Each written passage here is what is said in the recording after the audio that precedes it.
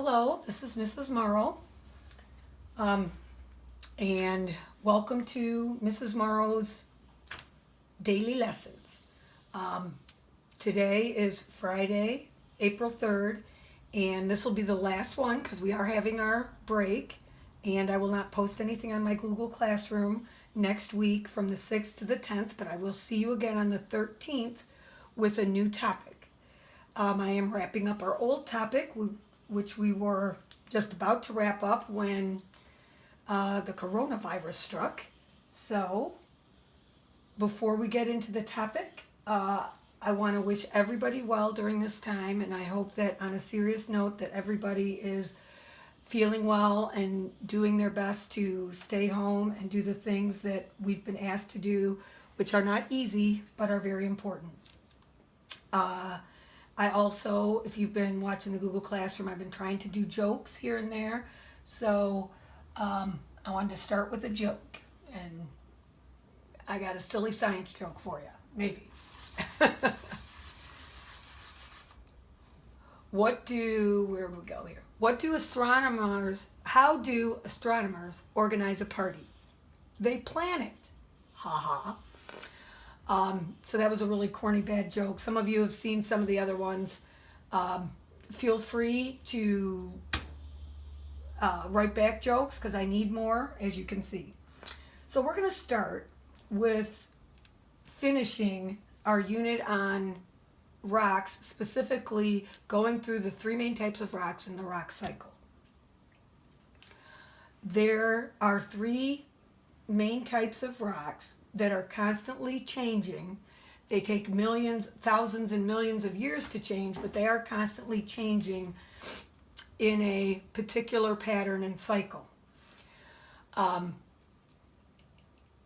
What are those three types of rocks?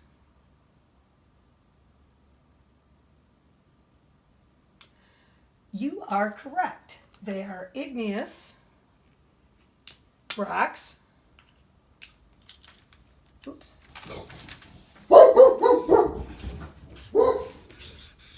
That's Ozzy. A lot of you have seen the picture of him.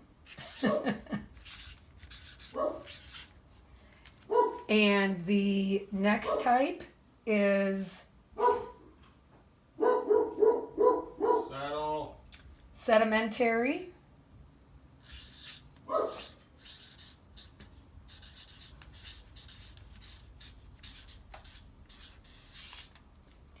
And the last one is metamorphic.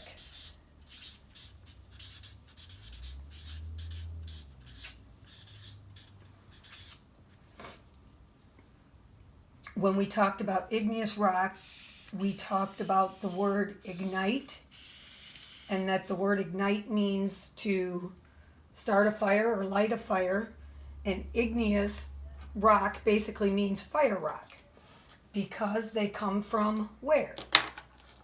That's right, they come from the volcano.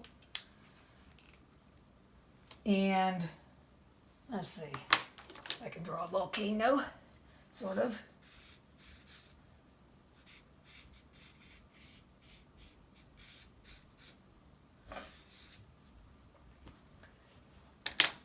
Now, a volcano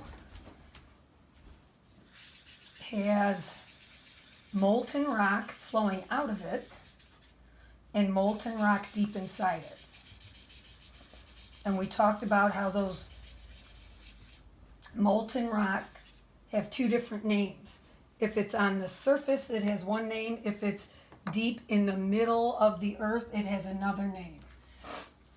So the rock in the middle of the earth we call magma.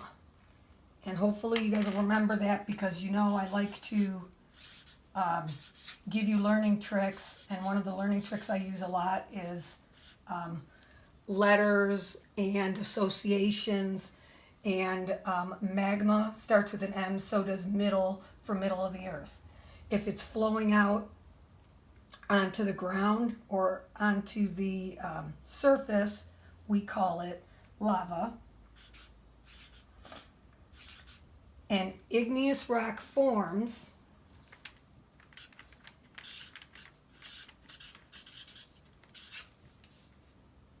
when lava and magma harden and cool.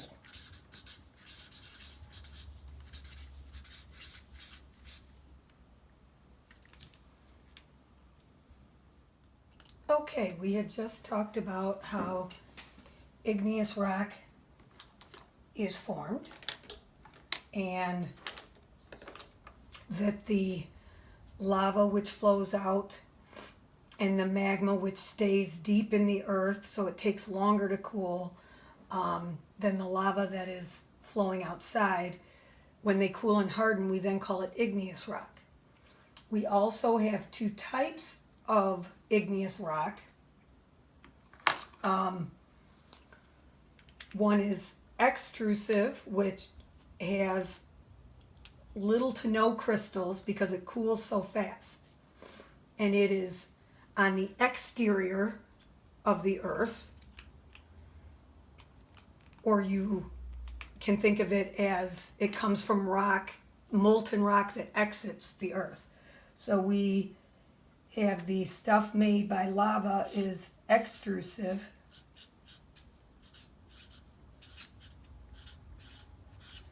And the igneous rocks that come from magma, like granite,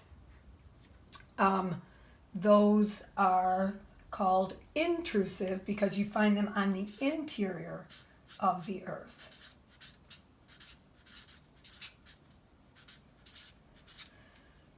Okay, and then once these rocks have been out in the world, the processes that start to affect it, like wind and weathering, when things rain, when water is pouring over it, like in a riverbed, or the constant pounding of the waves in the ocean, those processes, just like cooling and hardening, are the processes for making igneous rock. Weathering and erosion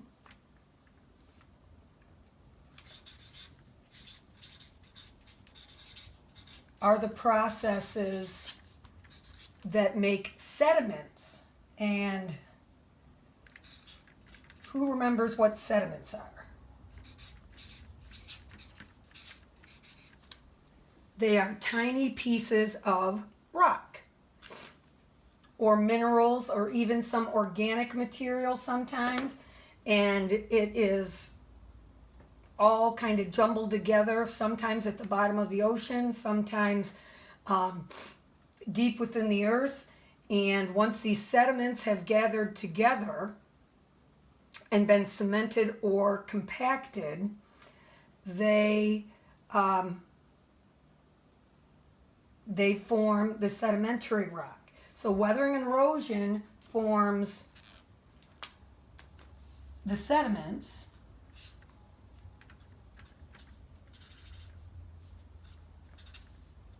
These are my sediments.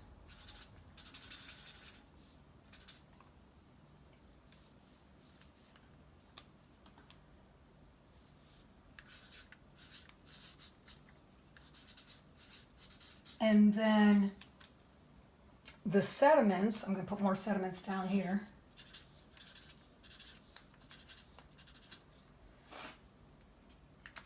Get cemented or cementation.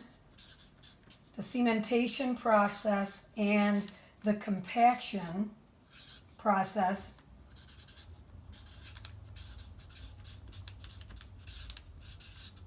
then create the actual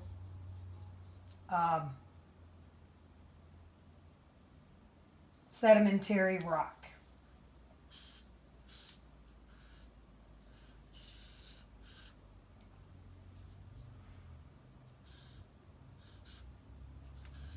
Now we have the sedimentary rock. I'm going to abbreviate that because I'm running out of room. Sed rock. And then that sedimentary rock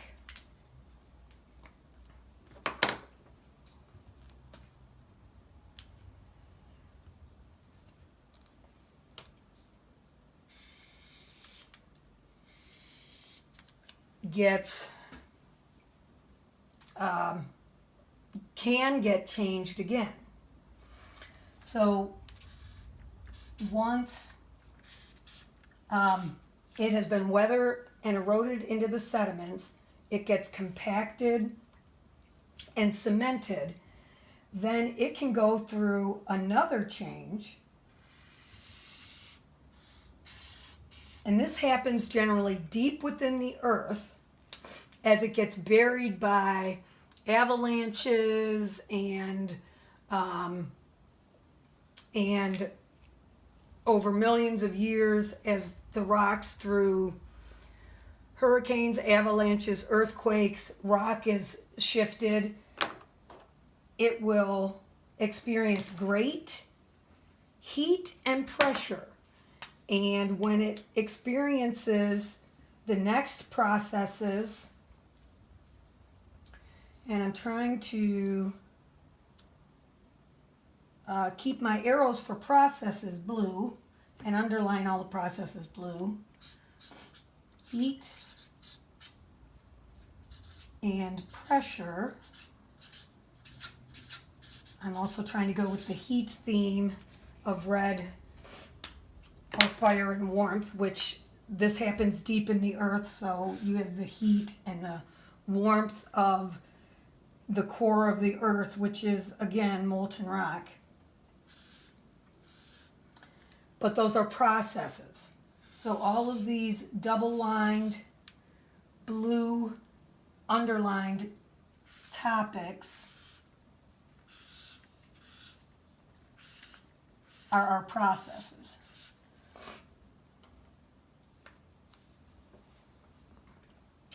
Okay, and then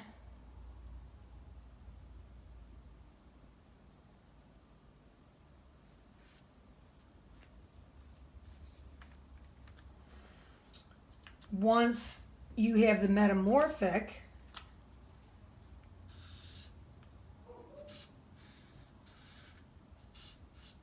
rock, you have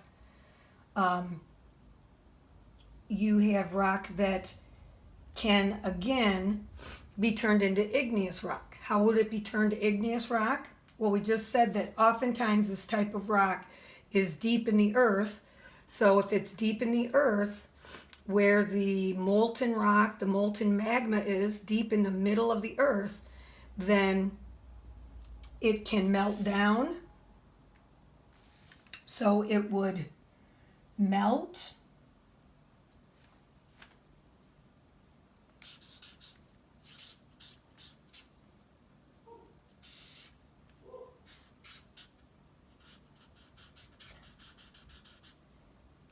And become the magma and the lava.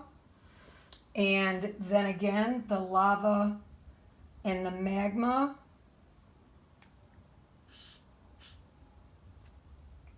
will cool,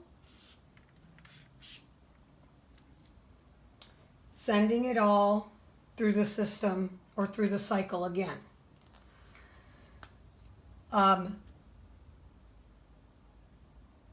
Do you think that the rock cycle is an event or a process?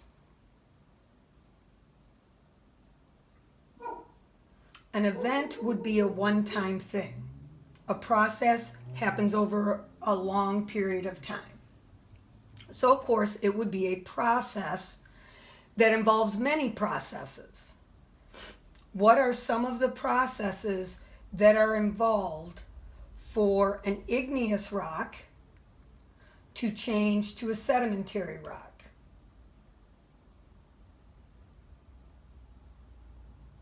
Name some of the processes involved.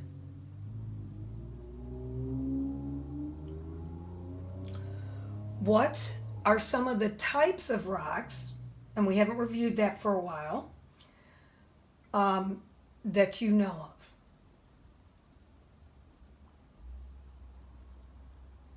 Now, just to review, igneous rock, we studied two of those. We studied an intrusive and an extrusive. The intrusive rock we studied started with a G, and that would be granite.